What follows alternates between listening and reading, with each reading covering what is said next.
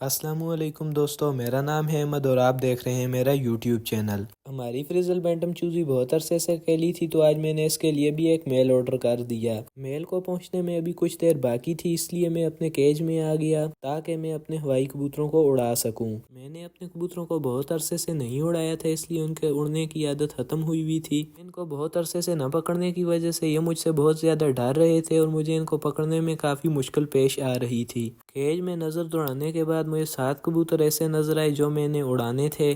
تھوڑی ہی دیر کوشش کرنے کے بعد کچھ کبوتر میرے ہاتھ لگ گئے۔ ایک جوڑے نے انڈے دیے ہوئے تھے، تو وقتی میں نے اسے چھوڑ دیا اور باقیوں کو پکڑنے کی کوشش کی۔ تھوڑی ہی دیر کوشش کرنے کے بعد سارے کبوتر میں نے پکڑ لیے اور کبوتر پکڑنے کے بعد میں چھت کی طرف روانہ ہو گیا تاکہ ان کو اڑا سکوں۔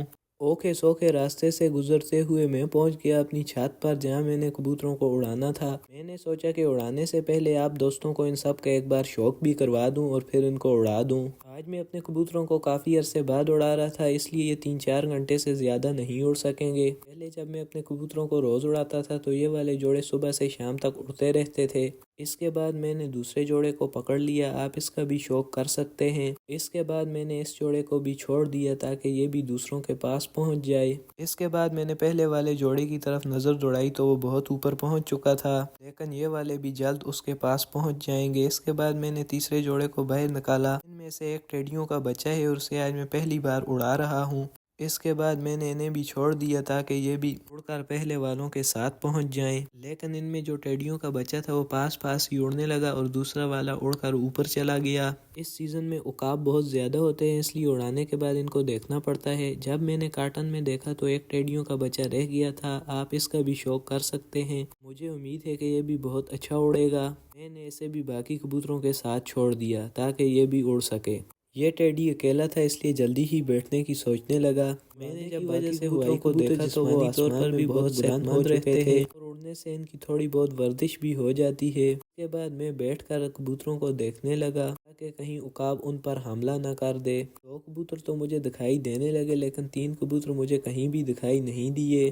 اب یہ 2-3 گھنٹے تک اڑتے رہیں گے۔ آج ان کو میں نے بہت عرصے بعد اڑایا ہے، لیکن مجھے امید ہے کہ یہ 3 گھنٹے تک اڑ لیں گے۔ ہمارا یہ والا اوبارہ پیر مولٹنگ میں تھا، اس لیے میں نے اسے کھول دیا تاکہ یہ دھوپ لگا سکے اور تندرست رہے۔ سردیوں میں کبوتروں کی صحت اور تندرستی کے لیے دھوپ نہایت ضروری ہے۔ اس کے بعد ہمارے فریزل بینٹم چوزے کے پہنچنے کا ٹائم بھی ہو چکا تھا۔ میں نے بائک نکالا اور فریزل بینٹم چوزے کو لینے کے لیے چلا گیا۔ گھر سے نکلنے کے تھوڑی ہی دیر بعد مجھے چوزا مل گیا اور اسے لے کر میں گھر کی طرف آ گیا۔ اتنی دیر میں اسے ان باکس کرتا ہوں۔ آپ دوستوں سے گزارش ہے کہ میرے چینل کو سبسکرائب کریں تاکہ میرے آنے والی ہر نئی ویڈیو آپ دوستوں تک پہنچ سکے۔ آنے کے بعد سب سے پہلے میں نے احتیاط سے چوزے والے کارٹن کو نیچے چھوڑا اور بائک پارک کرنے کے بعد چوزے کو ان باکس کرنے آ گیا۔ ان باکس کرنے کے بعد اسے فل ہیلدی اینڈ ایکٹیو دیکھ کر مجھے کافی خوشی ہوئی اور ماشاءاللہ سے بہت ہی زیادہ خوبصورت بھی تھا۔ اسے دیکھنے کے بعد مجھے یہ احساس ہوا کہ یہ ہماری چوزی سے بہت زیادہ چھوٹا ہے اور ابھی ہماری چوزی بھی اسے مارے گی۔